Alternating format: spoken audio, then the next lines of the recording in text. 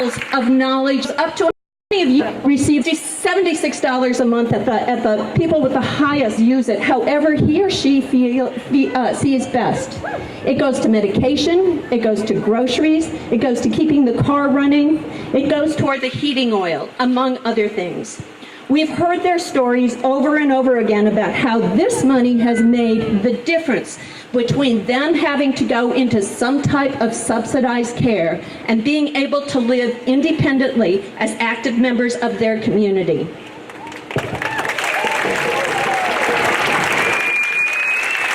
Now, it's important to note that this administration has already kicked thousands of seniors off this program. In April this year, they said that they had run out of money and everybody who was receiving that $76 a month stipend was not going to receive it in May and June. They gave them 2 weeks notice that they were losing that portion of their income. The legislature made it clear when that happened that this program has their full support. At the same time, the governor is saying that low-income seniors won't need this money because they're going to get a $3,000 PFD. Okay, now I'm getting really pissed. How many of you are expecting your wages to be cut $250 a month because you might get a $3,000 PFD? The math doesn't add up. These seniors are counting on their PFD and their $250 a month. What is being ignored in their logic, the administration's logic, is that we don't even know yet what the PFD is going to be. Here's what the state senior benefits website says, and I quote, "This program is being eliminated to contain costs and reduce dependence of individual on the state funds." They are saying we have to cut our dependence on the state-funded education, early childhood, health care, especially for homelessness, especially for the lowest and most vulnerable of our populations. Not quite done.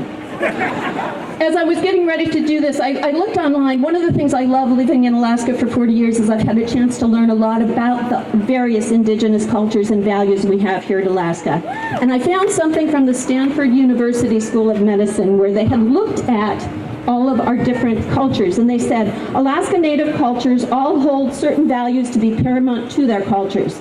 Although there is great diversity in cultural values held by the various Alaska Native to others because you on the state law.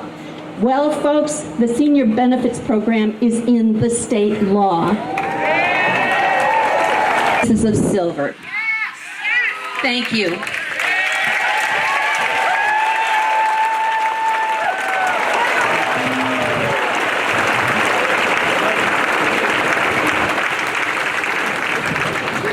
Our next speaker is Ben Brown. Ben serves as the chair of the Alaska State Council on the Arts and is also here today representing the Juneau Chamber of Commerce. Thank you, Bruce. I actually didn't prepare any comments, and you all know how averse I am to public speaking, so hopefully I won't mess this up too badly. But yes, I am here first on behalf of the Chamber of Commerce. Most of you probably don't associate me with that as much as the Arts Council. I've been on the board for many years, and we unanimously adopted a letter last week and sent it to Governor Dunleavy and all the legislators, respectfully asking him to reconsider what he's done with these vetoes. We believe in living within our means, as Mayor Weldon said, and we certainly are having the most robust dialogue about that, I think, as Alaskans that we've ever had. That stated, the end result is not acceptable to the Chamber as your business community representative because we know it's going to do lasting and perhaps irreparable harm to our economy, and that's people as well. So the Chamber's position is very clear, and I'm happy and proud as a Chamber board member to be here today. And if you're not a Chamber member, you should consider joining. On behalf of the Alaska State Council on the Arts, I've been chairman since 2006, and I've been on the council since 2004. A quarter of my life. Issues as specifically as this, because I am not as conversant, but our value proposition, we get $700,000 of state money, which is matched by an approximately equal amount from the federal government, and then we get well over governmental sources of money. And I feel it disincentivizes other government agencies to try to do the same thing, to veto all four of our funding sources. I can't wrap my head around it because it's illogical. So again, with all due respect to the governor and to the hardworking legislators who have a real difficult situation in front of them, we do not want to be the only state without an arts council, and I'm confident that we will not be the only state without an arts council. This problem is not going to be resolved in the next couple of days. I see to make it happen. So we're going to have to look to other ways to solve the problem in the capital budget, a supplemental funding bill. We can't just give up after this rally today. We're going to have to be in this for the long game, for the Arts Council and for all the other programs that really make our quality of life here and our economic sustainability a viable thing. So I support all of you with your passionate belief in a better outcome, and I think we're going to get there as Alaskans, but it may not be easy. So thank you very much for listening.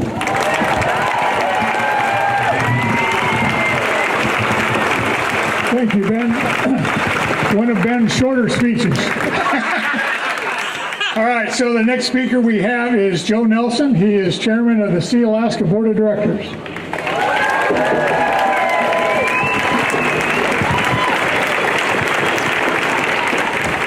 Hello, Alaska. Hello, Alaska. No veto. No veto. No veto. No veto. No veto. Kakukui khadusal tekwidia khat kwashka kwan yadia khat yakta kwana khat. Some of us have been here a long time.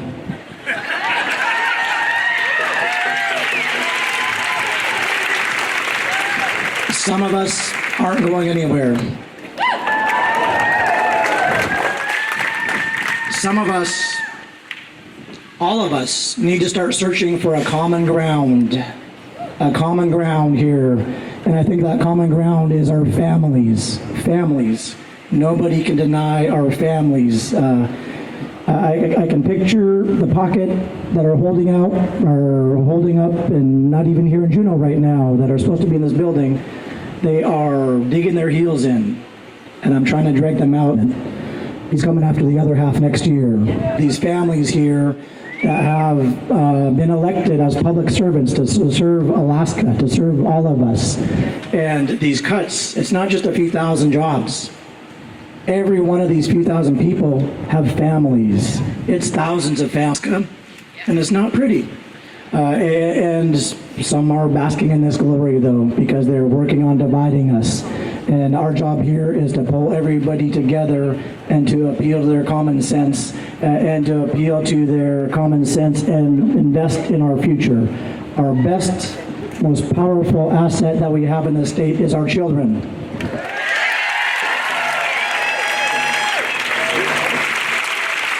Just a couple quick numbers. We're talking about $1 to $2 billion gap. Well, 20 billion is a number that I'm going to just leave here for a minute. 20 billion. That's the earnings, the profit margins of just one of our oil companies last year. 12 billion is the earnings, just the profit level of just one of our oil companies last year. They got money coming out their ears. Got people squabbling up trying to put services. The next. Question is clear, is Spanish. Cast and how Allah represents Arca. I was born statehood in the night, relies in work for integrity, and I thought reading how they're serving the people and back home and their benefits that she was taking care of the University of UAS. Goodness, it has been my honor to serve as Alaska's Review of Arts in Alaska. Goodness, efforts to prepare our sing profession in outdoor language warriors as America's government originates, upon whose will Alaska attend school in Alaska. Alaska seniors, all those Alaskans who our home. Stay in Alaska no matter what, because this is where we belong. And strength that makes us Alaskans. We are all Alaska. Override.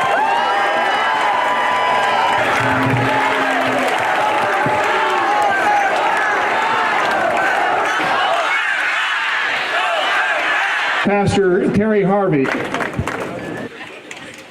And thank you to all of you. And I need to tell you all, love our community, veterans, the Alaska Native kids, and love the celebrating our entering. This is where we image of the filled with a Veto. It is hard, but I truthfully believe that folks are trying to figure out how to do the best with the resources we have.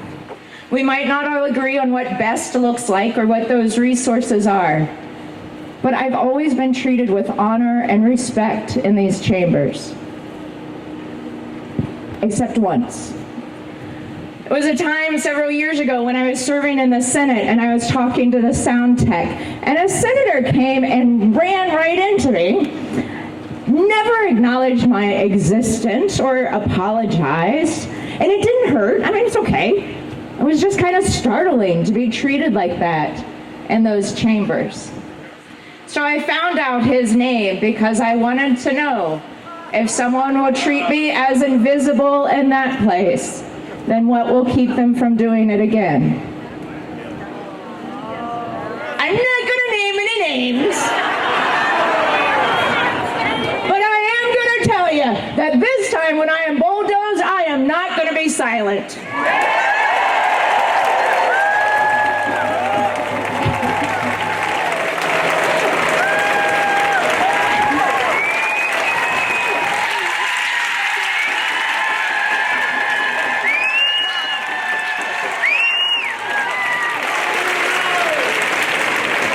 Not be silent. We will stand, and we will not let our communities be destroyed by these vile and what feel like vindictive vetoes. I cannot, as a witness to God's kingdom, be silent when instead of healing and wholeness, our governor pushes cuts that sow devastation and chaos.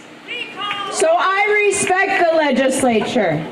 And I know they've made some difficult decisions to pass that budget.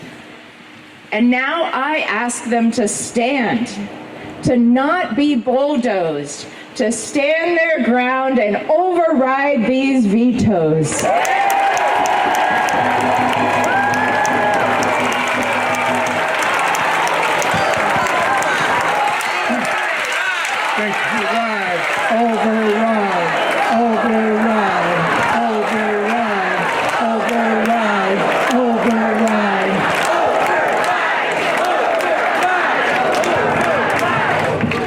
Thank you very much, Pastor. As a recovering preacher's kid, I appreciate every word you said.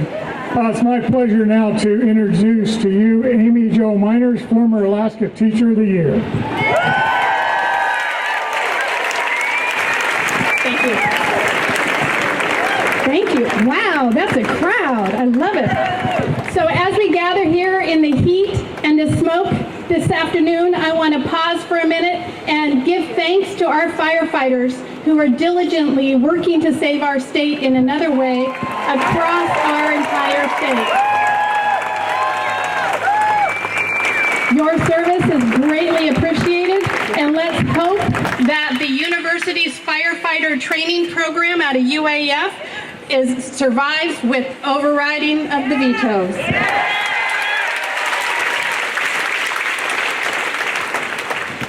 My name is Amy Jo Miners, and I am the 2016 Alaska Teacher of the Year. Born and raised in Alaska as a fourth generation, I remember a conversation between my dad and my grandpa as oil monies first started coming in and the education tax and the income tax were eliminated.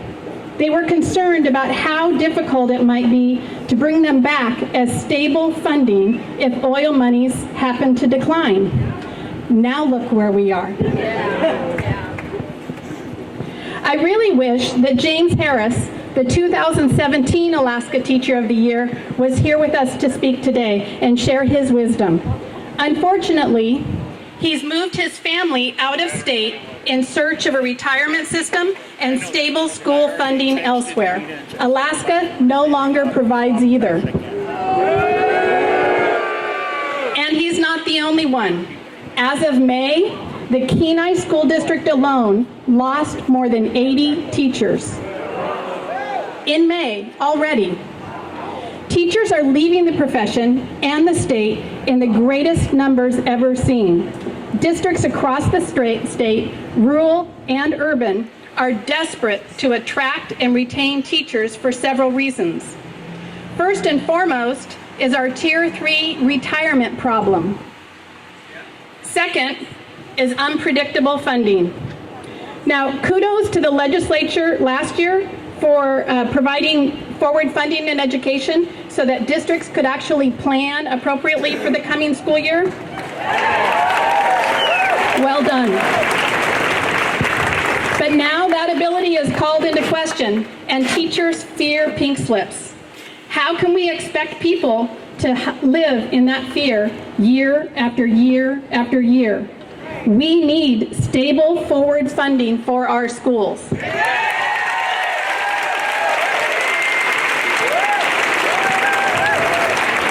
And now, as of today, now the governor has vetoed school bond debt reimbursement.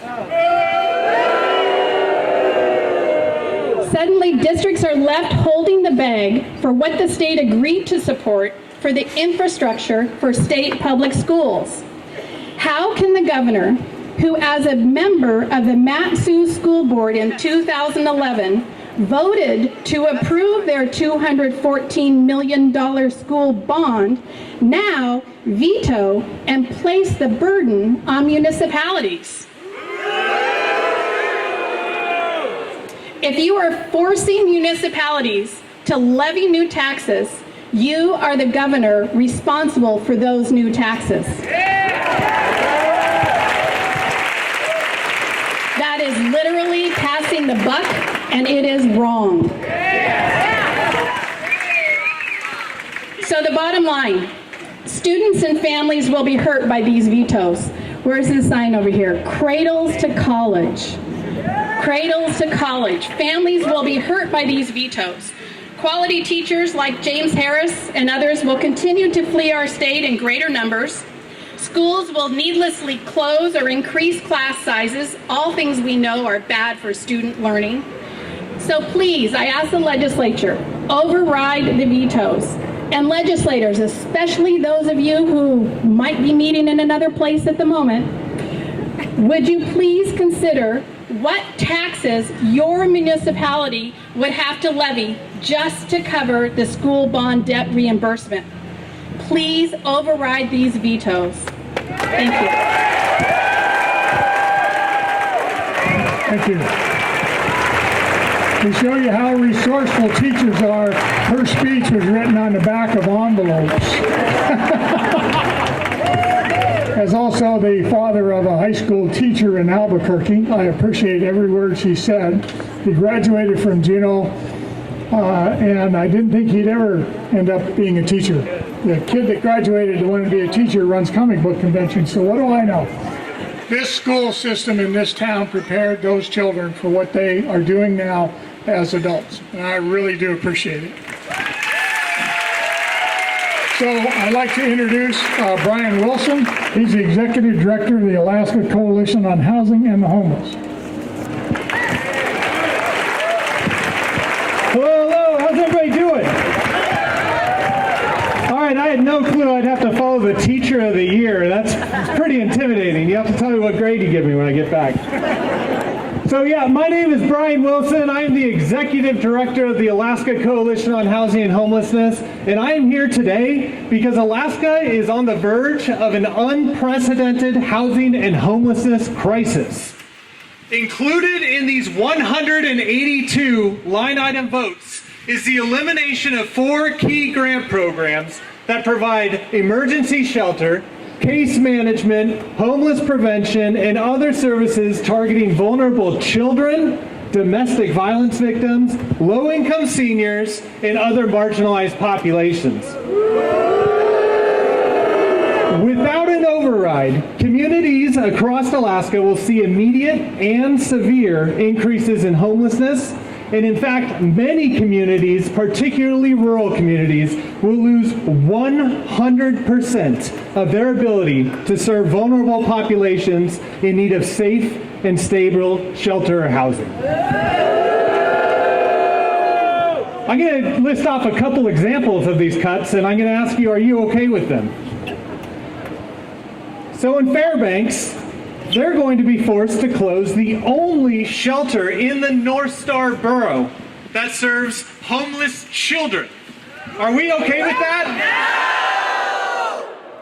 No! In Nome, they're going to be forced to close its winter shelter, the only of its kind, forcing dozens of vulnerable individuals to sleep on a 10-foot high frozen seawall every night. Are we okay with that? No! Here in Juneau, during the day, as many as 100 people currently sheltered will have no place to go. We're going to serve just about 40,000 less meals to those vulnerable individuals, and our case management will be gutted, so the people that are trying to connect our homeless individuals with services are no longer going to be able to. Are we okay with that here in Juneau? The Kenai Peninsula, they serve over 300 families with their homeless prevention programs that will now have absolutely zero resources in the entire Kenai Peninsula anymore after these cuts go by. Are we okay with that? No! And I just read this. Catholic Social Services in Anchorage said that they're going to experience a 48% increase in unsheltered homelessness in 1 year because of these cuts. Are we okay with that? No! So, I could go on and on. In total, these cuts will affect over 55 agencies, over 10,000 vulnerable Alaskans, 25% of which are under the age of 18. So it's important for the legislature to understand that there are no other funding sources to serve as safety nets for these cuts. These programs are actually put in place because there are no other funding sources, and that the severity of these cuts cannot be overcome by simply getting creative or finding more volunteers. It's not going to happen. So right now, the legislature must choose what legacy they want to leave on this state, and they must know that if they do choose the path of compassion, reason, and responsibility and override these vetoes, that we are here to support them in that decision.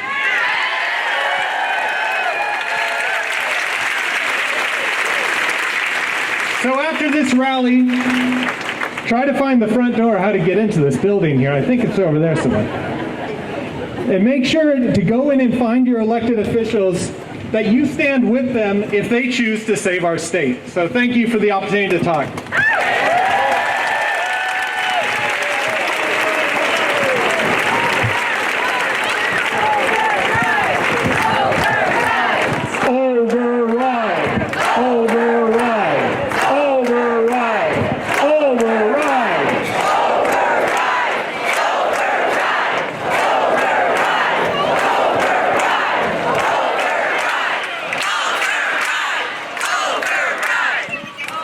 Brian has invited you to walk into the Capitol to talk to legislators, but I want to acknowledge, I can't name them all, but I would like legislators who are standing here with us today to raise their hands so that we can thank them for what they're doing.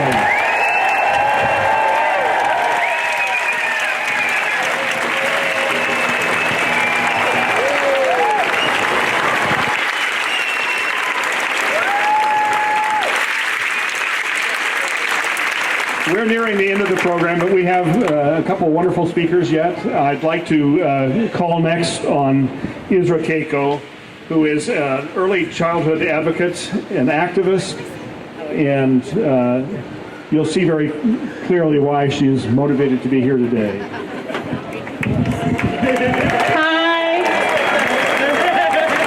I'm going to let Allie speak for a second, because this has been my motivation for early childhood education since the day she was born. My name's Allie, and I want to be the future Alaska.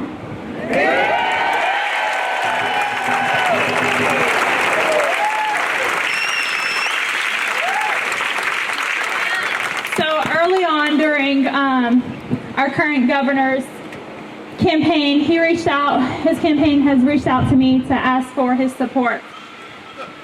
When he did, he told me that he would support education. He told me that in order for our children to be successful, we need to implement a better system. Systems require funding, right? I decided that I didn't want to get too emotional, and I actually wrote a speech, so I'm not attacking our current governor with what he's told me, because that's not right, okay? Give me a second.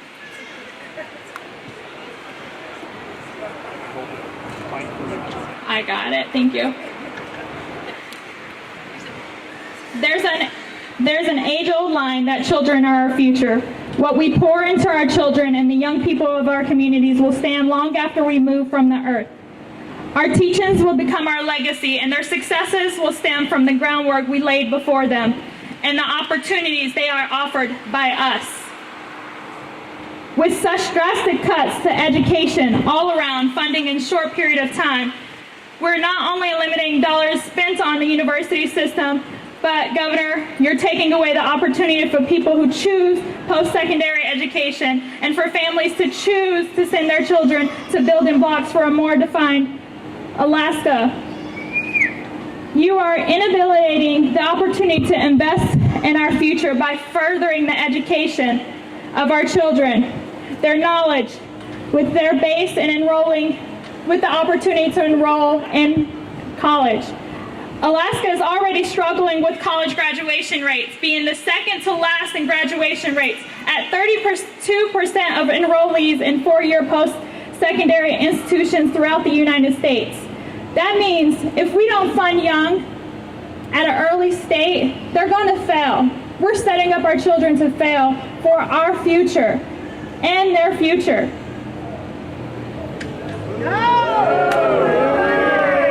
If we expect to move forward in any upward fashion for the university students in our state, this is detrimental cut to education. With the proposed veto is not the answer. Rather, it's setting the state for Alaska for even worse outcomes for college students statewide. You cannot pour anything from an empty cup.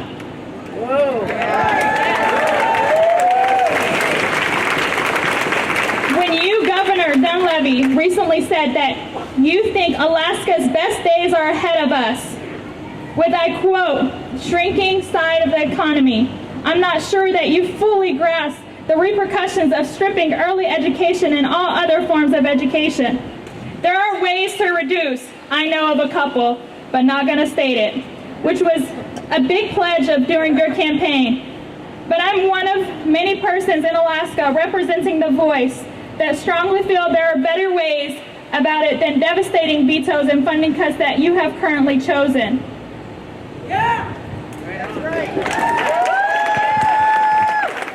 I have chosen the state of Alaska to raise my daughter. I have now also chosen the possibility of leaving the state of Alaska with my daughter.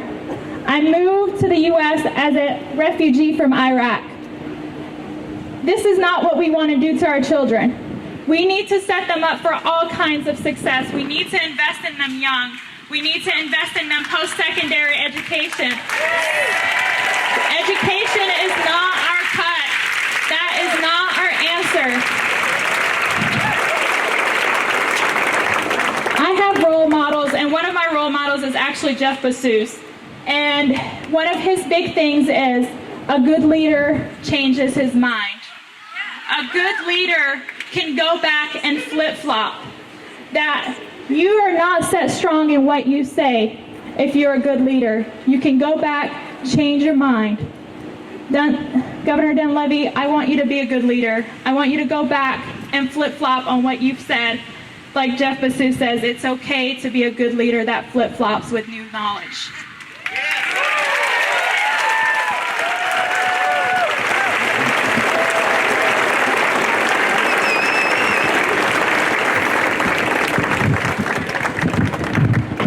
Before I introduce our last speaker of the day, I have a couple requests. One is if you would make sure that we clear any paper that's on the grounds, that we're good citizens that way. I'm going to ask that our forest of signs immediately afterwards gather over here so that we can take a picture of all the messages that are included on those signs. I'd like to take a moment as well to, the list would be too long, but there are 3 or 4 I would particularly like to acknowledge Juneau Radio Center, IDEW, UAS, Rob Cohen, Joy and Rich Lyon for particularly making sure we have this fan and sound system available to us. So thank you there. Our final